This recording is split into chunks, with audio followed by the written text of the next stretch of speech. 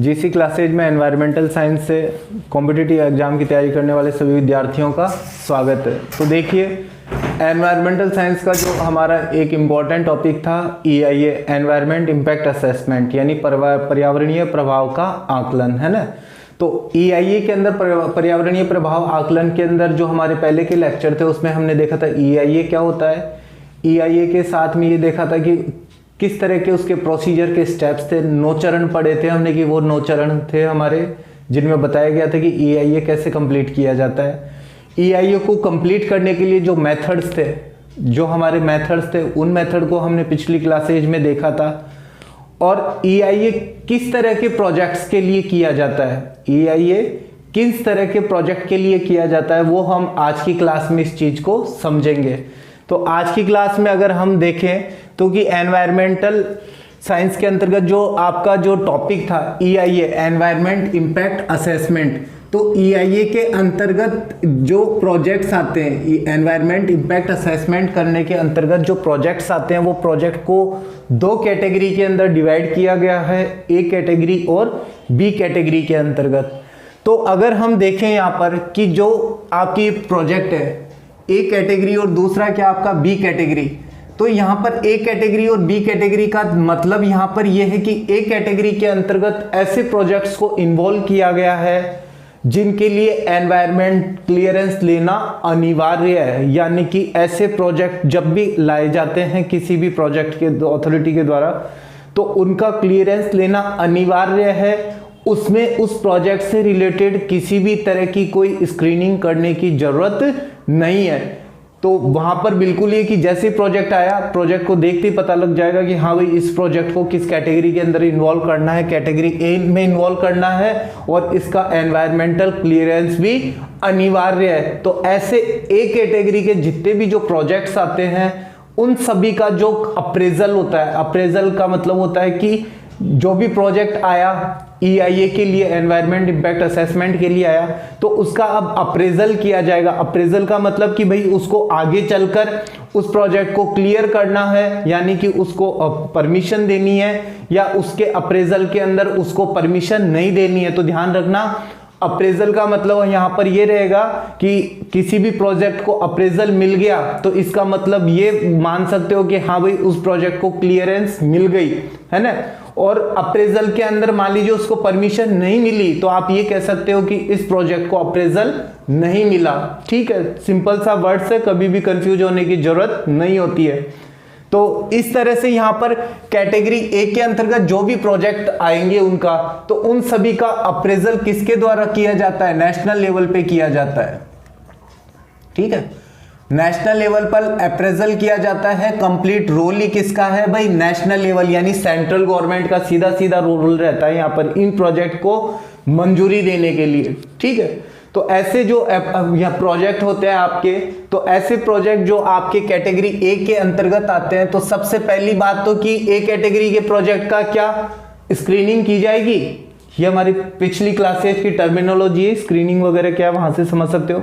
तो जो भी प्रोजेक्ट आया है आपके सामने एप्लीकेशन के रूप में आया है, तो उसकी स्क्रीनिंग की जाएगी या नहीं की जाएगी। तो ध्यान रखना, A कैटेगरी के वो प्रोजेक्ट होते हैं उनकी स्क्रीनिंग की ही नहीं जाएगी। स्क्रीनिंग किस लिए की जाती है कि इस प्रोजेक्ट का एनवायरमेंट के लिए इसको क्लियरेंस लेना है या नहीं लेना है। ठीक है, उसके लिए स्क्रीनिंग की जाती है। लेकिन हम तो यहाँ पर ये कह रहे हैं कि कैटेगरी A के वो प्रोजेक्ट होते हैं जिनका एनवायरमेंटल क्लियरेंस हर हाल में क्या है, अनिवार्य है। तो अनिवार्य का मतलब है यहाँ पर स्क्रीनिंग की फिर जरूरत ही नहीं है कि जो भी प्रोजेक्ट है उसको कहो कि भाई इसका एनवायरमेंटल क्लियरेंस लेना अनिवार्य है। कोई तरह की स्क्रीनिंग नहीं होती है यहाँ पर, नॉट रिक्वायर्ड स्क्रीनिंग। तो A कैटेगरी के वो प्रोजेक्ट होते हैं जिसकी किसी भी तरह की स्क्रीनिंग की जरूरत नहीं होती है, और हमेशा यहां पर एक नतीजा निकाला जाता है, इसका एनवायरमेंट क्लियरेंस लेना अनिवार्य है। इनका एनवायरमेंट क्लियरेंस हमेशा क्या रहेगा, अनिवार्य रहेगा। सही बात है, बिल्कुल सही बात है, अनिवार्य है। तो ऐसे एनवायरमेंट क्लियरेंस जो दिए जाते हैं नेशनल कैटेगरी A के प्रोजेक्ट को, जो अप्रेजल मिलता है, यानी कि उसको जो अप्रूवल मिलता है वो किससे मिलता है, आपका नेशनल लेवल पे मिलता है। यानी कि यहाँ पर सेंट्रल गवर्नमेंट का रोल रहता है। केंद्र सरकार होती है वही सीधे सीधे पूरी तरह से जिम्मेदार होती है इस प्रोजेक्ट को अप्रूवल देने या नहीं देने के लिए। अब सेंट्रल गवर्नमेंट किसके अधीन, सेंट्रल गवर्नमेंट के लिए कौन काम कर रहा है? Ministry of environment, forest and climate change, ठीक है, पर्यावरण, वन एंड जलवायु परिवर्तन मंत्रालय। तो ये जो पर्यावरण, वन एंड जलवायु परिवर्तन जो मंत्रालय है, मिनिस्ट्री ऑफ एनवायरमेंट है, वो ऐसे कैटेगरी ए प्रोजेक्ट को क्या देते हैं, सीधा सीधा इन्हीं को क्या देना रहता है, अप्रूवल देना रहता है, ठीक है। तो कह सकते हैं यहां पर कि ऐसे प्रोजेक्ट हैं कैटेगरी ए के, वो प्रोजेक्ट है जो अनिवार्य, अनिवार्य का मतलब होता है मैंडेटरी, ठीक है, मैंडेटरी हमेशा इन प्रोजेक्ट के लिए क्या करना पड़ेगा, आपको क्लियरेंस लेना ही पड़ेगा, सही बात है। ऐसे प्रोजेक्ट के केस में पब्लिक हियरिंग होगी, जी जरूर होगी। कैटेगरी ए के जो प्रोजेक्ट होते हैं वो ऐसे प्रोजेक्ट होते हैं जो बहुत बड़े प्रोजेक्ट होते हैं, जिसमें क्या होता है, एनवायरनमेंट के ऊपर बहुत इफेक्ट पड़ता है, लोगों के ऊपर इफेक्ट पड़ता है। तो ऐसे केस में इन प्रोजेक्ट की पब्लिक हियरिंग होना जरूरी है। तो हमेशा इनकी क्या होती है, पब्लिक हियरिंग होती है, पब्लिक हियरिंग होना मैंडेटरी है। दूसरी तरफ जब हम बात करते हैं category B project,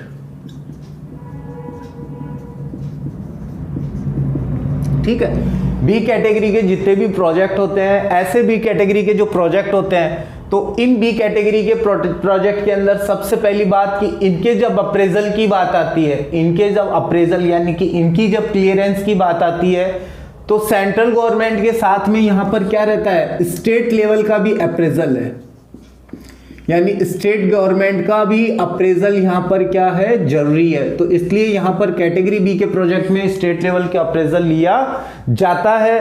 category B के जो भी प्रोजेक्ट आते हैं, ठीक है, तो उनके जब अप्रेजल की बात आती है कि अप्रेजल दे कौन भाई, तो इसके लिए क्या होती है आपकी state level impact assessment agency, ठीक है, state level impact assessment agency. इसी तरह से स्टेट लेवल पर एक्सपर्ट अप्रेजल कमिटी, ठीक है। अगर कभी आपसे सिर्फ ये लिखा जाए एक्सपर्ट अप्रेजल कमेटी, सिर्फ अगर ये वर्ड काम में लिया जाता है एक्सपर्ट अप्रेजल कमेटी और आईएए इंपैक्ट असेसमेंट एजेंसी, तो इसका मतलब वो सीधी सीधी किसकी बात कर रहा है, इस सेंट्रल गवर्नमेंट की बात कर रहा है, जहां पर ministry of environment, forest and climate change, इस मंत्रालय के अधीन इस एक्सपर्ट अप्रेजल कमेटी और इंपैक्ट असेसमेंट एजेंसी की बात की जा रही है। अगर यही लिखा जाता है, अगर इसके साथ में एस लगा दिया जाए, तो ये अब बात किसकी हो रही है, स्टेट लेवल पे है। कमेटी वही आपकी एजेंसी वही है, एक केंद्र के लिए काम कर रहे हैं ये, और ये किसके लिए काम कर रहे हैं भाई, स्टेट लेवल के लिए काम कर रहे हैं। इनका जो गठन भी किया जाता है, उसमें रोल किसका रहता है, सेंट्रल गवर्नमेंट का रोल रहता है। जो ये कमेटी का गठन होता है, उसमें गठन किसके द्वारा किया जाता है, इस सेंट्रल गवर्नमेंट के द्वारा ही गठन किया जाता है, सही बात है। तो ऐसी जो कमिटी स्टेट लेवल अप्रेजल है, जिसके अंदर SIA और SESC के थ्रू क्या किया जाता है, अप्रेजल वगैरह किया जाता है, ठीक है। कैसे किया जाता है ये हम आगे की क्लास में समझेंगे। अभी इतना ही समझना है कि प्रोजेक्ट को हमको कैटेगराइज करना है। B1 कैटेगरी का प्रोजेक्ट,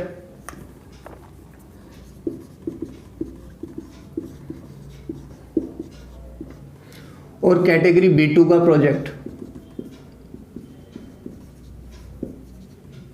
सही बात है, कैटेगरी B1 प्रोजेक्ट और कैटेगरी B2 प्रोजेक्ट। आ जाइए, अगर आपको कैटेगरी B है तो B1 और B2 कैटेगरी में जाएगा, ये कैसे पता चले आपको कि इसको B1 का माना जाए B2 का, तो जाहिर सी बात है कि स्क्रीनिंग होती है।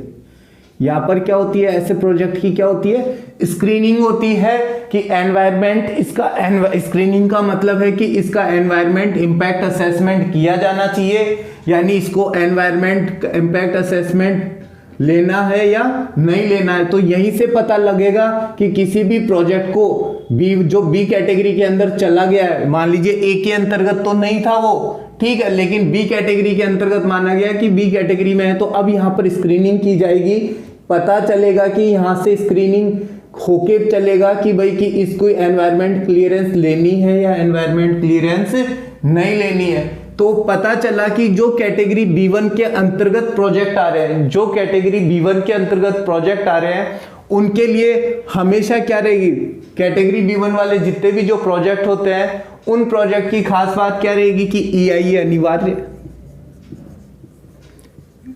एनवायरमेंट इंपैक्ट असेसमेंट, यानी हमेशा EIA क्या रहेगा, अनिवार्य है, यानी कि मैंडेटरी है। ये लीजिए, तो कह सकते हैं अगर आपसे एग्जाम में पूछ लिया जाए कि भाई कि किसके लिए EIA मैंडेटरी है, तो आप क्या कह सकते हो, A के लिए भी मैंडेटरी है और B1 के लिए भी मैंडेटरी है। सही बात है।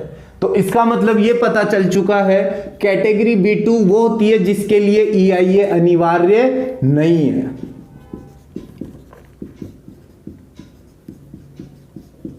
ये लीजिए, सही बात है। कैसे हुआ संभव, स्क्रीनिंग के थ्रू। कैसे संभव हुआ, स्क्रीनिंग के थ्रू। कैटेगरी B प्रोजेक्ट की स्क्रीनिंग हुई, तभी पता चला कि भाई कि किसके लिए एनवायरमेंट क्लियरेंस लेना है, किसके लिए एनवायरमेंट इंपैक्ट असेसमेंट अनिवार्य नहीं है। ठीक है, कब कैसे पता चला, आफ्टर स्क्रीनिंग, है ना। बिना स्क्रीनिंग किए हुए नहीं कह सकते आप इस बात को, बिना स्क्रीनिंग किए हुए आप इस बात को नहीं बोल सकते हो। ठीक है, कौन होता है यहां पर, SIA, ये लो, यही बोलोगे आप, SIA हो सकता है। कौन हो सकता है यहां पर, वही SEAC हो सकता है। इन्हीं से लोगे भाई, इन्हीं से लोगे आप अप्रूवल। सही बात है ना। अप्रेजल किससे लोगे, इनसे लोगे, ये देंगे अप्रेजल। सही बात है। आ जाइए इधर की बात करते हैं हम। इधर की जब बात करते हैं तो ऐसा देखा गया कि EIA अनिवार्य नहीं है जहां भी 25 हेक्टर भूमि से कम का है। 25 हेक्टर भूमि से रिलेटेड अगर कोई भी एक्टिविटी हो रही है, या आप कह सकते हो कि लघु खनिज से रिलेटेड कोई भी एक्टिविटीज है, ठीक है, लघु खनिज से रिलेटेड कोई भी एक्टिविटीज है, तो वहां पर हमेशा देखा गया है कि ऐसी जगह पर आपको क्या है कि EIA अनिवार्य नहीं कर रखा है। लेकिन अगेन ध्यान रखना, एनवायरमेंट इंपैक्ट असेसमेंट के अंतर्गत आपका ध्यान रखना, एनवायरमेंट इंपैक्ट असेसमेंट के अंतर्गत देखा गया है कि जो अप्रूवल है आपका, क्या बोलोगे आप, अप्रूवल है, फिर भी उस प्रोजेक्ट को देखा जाएगा, इस प्रोजेक्ट का ये चीजों का विश्लेषण किया जाएगा कि ये प्रोजेक्ट वाकई इसके अंडर आ रहे हैं नहीं आ रहे। इन सब चीजों का विश्लेषण किसके द्वारा किया जाएगा, DIA एंड DEAC। हो गया डिस्ट्रिक्ट लेवल पे, किस लेवल पर हो गया, डिस्ट्रिक्ट लेवल पे। यानी कैटेगरी B1 की बात करते हैं राज्य स्तर पर, और कैटेगरी B2 की बात करते हैं जिला स्तर पर, और आप बात करते हो कैटेगरी A की, तो ये कहां पर बात करते हैं अपन, केंद्र स्तर पर, सेंट्रल गवर्नमेंट लेवल पर। ठीक है, तो यहां तक हमको थोड़ा थोड़ा समझने आना शुरू हो चुका होगा कि कैटेगरी A किस तरह के प्रोजेक्ट के लिए होती है, B1 किसके लिए होती है और B2 किसके लिए होती है। पब्लिक हियरिंग की बात करें तो ऐसे केस के अंदर पब्लिक हियरिंग की जरूरत नहीं है, ऐसी जगह पर पब्लिक हियरिंग की जरूरत नहीं है। जबकि यहां पर इस कैटेगरी के अंदर, B1 कैटेगरी के अंदर पब्लिक हियरिंग किया जाना जरूरी है। ये लो, अगर आपसे पूछिए कि जन सुनवाई की जाती है कैटेगरी A प्रोजेक्ट B1, तो ध्यान रखना A और B1 के लिए पब्लिक हियरिंग की जाती है, B2 के केस में पब्लिक हियरिंग की नहीं जाती है। ठीक है, तो छोटे छोटे क्वेश्चंस हैं, बनाए जा सकते और एग्जाम में पूछे जा सकते अपने यहाँ से। ठीक है, आगे चल के हम देखेंगे कि किस किस तरह के प्रोजेक्ट होते हैं जिनके लिए पब्लिक हियरिंग वगैरह नहीं की जाए, पब्लिक कंसल्टेशन नहीं किया जाता है, वो सब एक अलग से टॉपिक में देखेंगे। अब थोड़ा सा हमको समझना पड़ेगा कि हमारे इंडिया के अंदर एनवायरमेंटल अप्रेजल प्रोसीजर क्या है।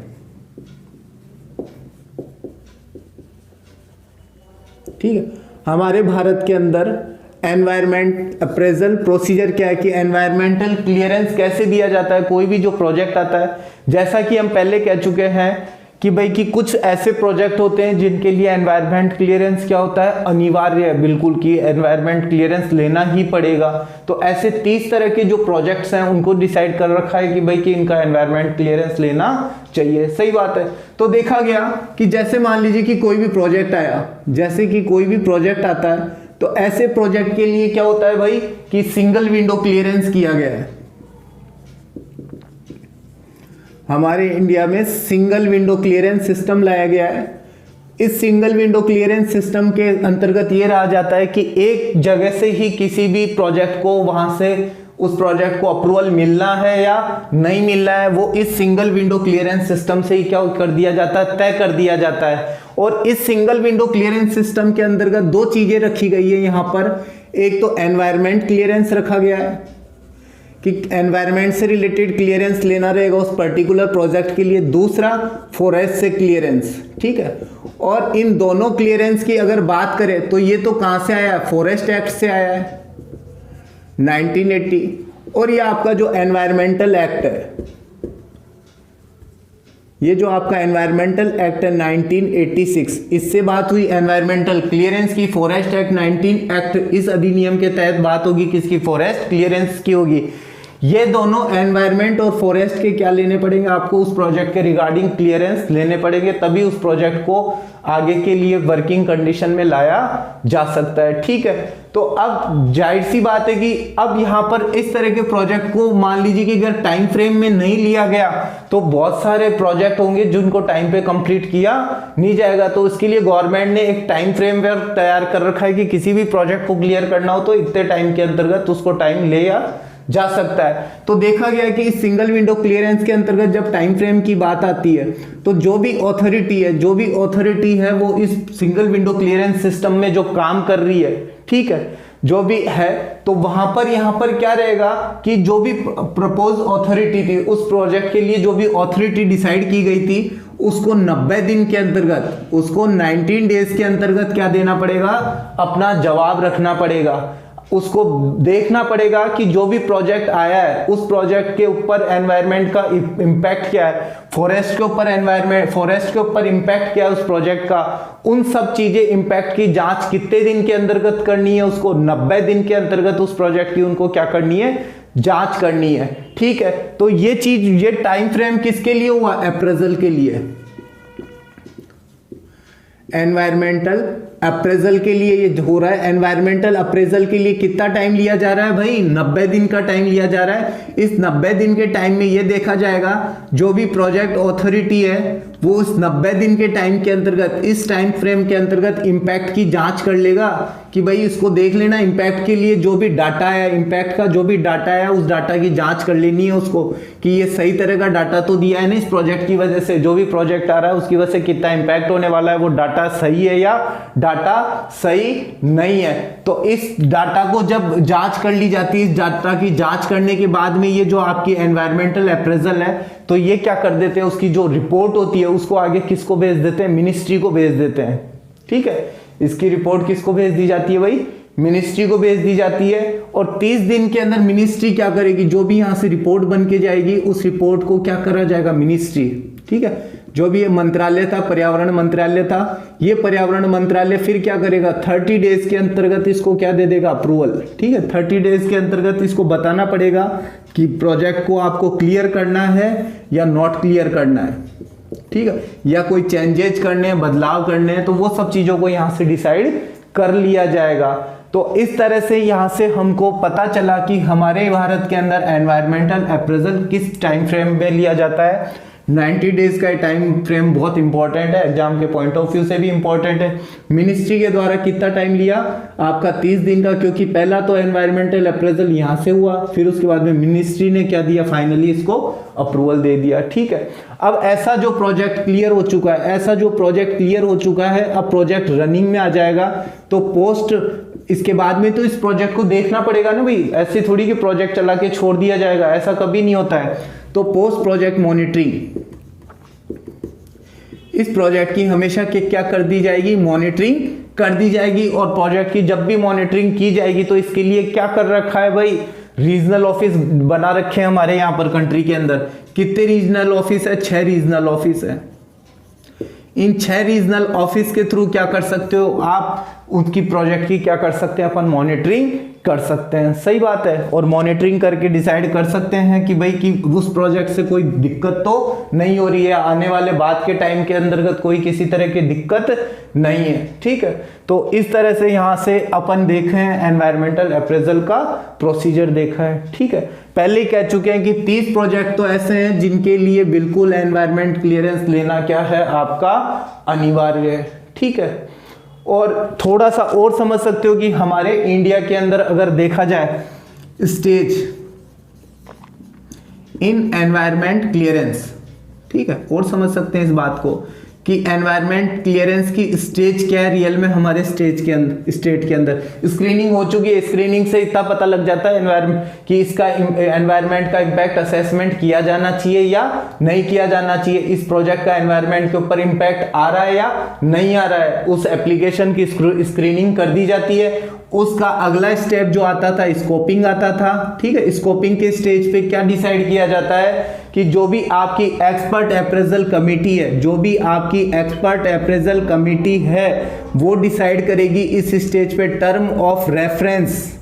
टर्म ऑफ रेफरेंस का मतलब यह कि जो भी आपका प्रोजेक्ट है उस प्रोजेक्ट का जब आप टर्म ऑफ रेफरेंस को फाइनल करते हो तो ये देखा जाता है कि इस प्रोजेक्ट को होने से, इस प्रोजेक्ट को जब भी आप इतने टाइम के अंदर कंप्लीट करते हो और उस टाइम के बाद तक उसका कितने दिन तक इम्पैक्ट रहता है, उस सब टाइम फ्रेम को यहाँ पर डिसाइड किया जाता है। और ऐसा काम करने के लिए ईएसी को कितना दिन मिलेगा, 30 दिन, कि जैसी एप्लीकेशन की स्क्रीनिंग हो चुकी है, स्क्रीनिंग होने के बाद में स्कोपिंग के लिए जब आती है एप्लीकेशन तो इस स्टेज के अंदर 30 दिन के अंतर्गत एक्सपर्ट अप्रेजल कमेटी को उस प्रोजेक्ट की टर्म ऑफ रेफरेंस को क्या करना पड़ेगा, फाइनल करना पड़ेगा। जैसा कि देखा गया है कि नदी घाटी परियोजनाओं के लिए जो समय रखा गया है टर्म ऑफ रेफरेंस का 4 वर्ष रखा गया है, जबकि दूसरी तरफ जब बात करते हो आप अन्य परियोजनाएं हैं उनके लिए जो टर्म ऑफ रेफरेंस रखा गया है कितना, 3 वर्ष का, ठीक है। तो इस तरह से स्कोपिंग करके टर्म ऑफ रेफरेंस डिसाइड कर सकते हैं हम। दूसरा, फिर इसके बाद में प्रिपरेशन करनी है। किस चीज की प्रिपरेशन भाई, हमको बनाना है एनवायरमेंट इम्पैक्ट असेसमेंट की रिपोर्ट तैयार करनी है कि भाई कितना इम्पैक्ट पड़ रहा है। अगर कोई इम्पैक्ट पड़ रहा है तो उसका क्या करना पड़ेगा, प्लान करना पड़ेगा, एनवायरमेंट मैनेजमेंट प्लान, ठीक है, पर्यावरण प्रबंधन योजना। तो पर्यावरण प्रबंधन योजना ईएमपी करना पड़ेगा, उसकी प्रिपरेशन करनी है, ईआईए की रिपोर्ट तैयार करनी है, आपका अगला स्टेप हो जाएगा। इसके बाद में public hearing. Again public hearing में जो इंपॉर्टेंट बात थी वो हम पहले डिस्कस कर चुके हैं कि किसकी पब्लिक हियरिंग की जानी चाहिए, किसकी नहीं की जानी चाहिए। काम की बात यह है इसके पब्लिक हियरिंग की किसके जाएगी, 45 दिन के अंतर्गत जब भी प्रोजेक्ट की आपकी ईआईए की रिपोर्ट आ जाती है उसके 45 दिन के अंतर्गत स्टेट पोल्यूशन कंट्रोल बोर्ड या अन्य कोई भी एजेंसी होती है वो 45 दिन का समय लेगी जिसके अंदर पब्लिक हियरिंग हो जानी चाहिए। पर्टिकुलर स्थानीय लोगों का इन्वॉल्वमेंट रहेगा, जिस जगह पे प्रोजेक्ट चला रहा है या आसपास जो भी लोकेशन है वहां का क्या रहेगा, आपका 45 दिन के अंदर वहां पर एक मीटिंग करा के लोगों को बुला के उस प्रोजेक्ट से रिलेटेड जानकारी दी जाएगी, ठीक है। तो इस तरह से फिर वहां पर क्या मिलेगा, उसके अप्रेजल की बात, ठीक है। किसकी बात चलेगी भाई, उस प्रोजेक्ट के अप्रेजल की बात करेंगे अपन, ठीक है। जो ये अप्रेजल कैसे मिलेगा इस चीज को हम आगे पूरे के पूरे को यहाँ पे हम समझ चुके हैं, ठीक है। ये जो हमारा सिंगल विंडो क्लियरेंस है इसके थ्रू हमने पूरा इसको समझा है, ठीक है। बहुत सी चीजें हैं कि पब्लिक हियरिंग किसके लिए की जा सकती है, किस प्रोजेक्ट के लिए नहीं की जा सकती है। जैसे कि सिंचाई परियोजना हुई, कहीं से रोड निकालना हो, कोयले की खान जिसमें 40% से ज़्यादा विस्तार नहीं हो, ठीक है, सड़क हाईवे हो, कोई भी B2 कैटेगरी के प्रोजेक्ट हो, उन सब के लिए पब्लिक हियरिंग की जरूरत नहीं पड़ती है, ठीक है। अब थोड़ा सा हमारा टॉपिक जो इसके अंदर रहेगा कि हम थोड़ा सा ये देख सकते हैं कि हिस्टोरिकल डेवलपमेंट, ठीक है। हिस्टोरिकल डेवलपमेंट के अंदर देख सकते हो कि भाई आपका एनवायरनमेंट का जो इम्पैक्ट असेसमेंट है इसकी बात कैसे हुई थी। हिस्टोरिकल डेवलपमेंट में आप देख सकते हो कि ईआईए की बात कहाँ से आई, कि ये ईआईए वर्ड कहाँ से आया, एक्सपोर्ट इंपोर्ट, है ना। आपका एनवायरनमेंट इम्पैक्ट असेसमेंट की बात कैसे हुई थी, तो इसको सबसे पहले जब बात की गई थी एनवायरनमेंट पर इम्पैक्ट की, जब बात की गई थी, असेसमेंट की बात की गई थी 1970 के आसपास की बात थी, 1 जनवरी 1970। तब उसके आसपास में नेपा यूएसए के अंदर नेशनल एनवायरनमेंट पॉलिसी एक्ट लाया गया था 1970 के अंतर्गत यूएसए के अंदर। तब सबसे पहले बार एनवायरनमेंट से रिलेटेड ये बात की गई थी, ठीक है।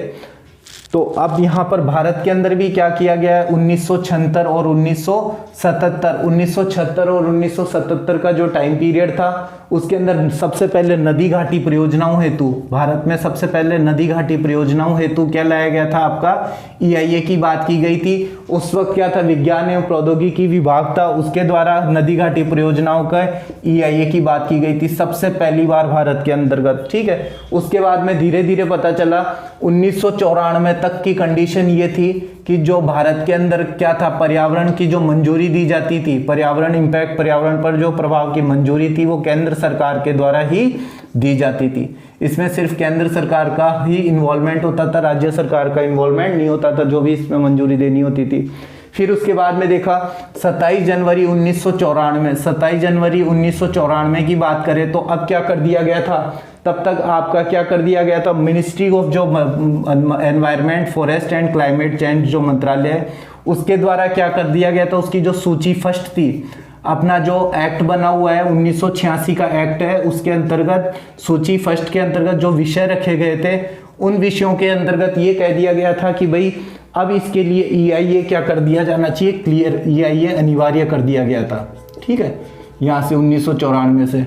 और इसके बाद जो सबसे इम्पोर्टेंट बात है आपके लिए 2 सितंबर 2006 आपके लिए वो टाइम फ्रेमवर्क है जिस वक्त आपको यहाँ पर क्या कर दिया गया था, राज्य सरकारों का भी इन्वॉल्वमेंट कर दिया गया था कि जितने भी बड़े बड़े प्रोजेक्ट हैं उसमें राज्य सरकारों के भी अप्रेजल की यहाँ पर इन्वॉल्व कर लिया गया था सितंबर 2006 से। यही से आपको पता चला कि जो भी विश्व बैंक है, वर्ल्ड बैंक है और एशियन डेवलपमेंट बैंक है, जो भी आपको कम ब्याज दरों के ऊपर, कम ऋण के ऊपर आपको क्या रहता है, आपका इंटरेस्ट दिया जाता है परियोजनाओं के लिए, लेकिन उन सब ने भी EIA को क्या किया, सपोर्ट किया, ठीक है। और ऐसा लगभग कब हुआ था, 14 सितंबर 2006।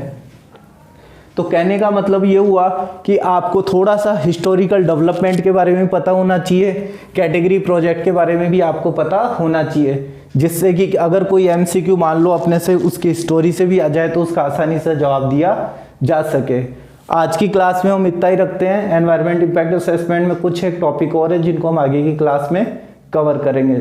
जय हिंद।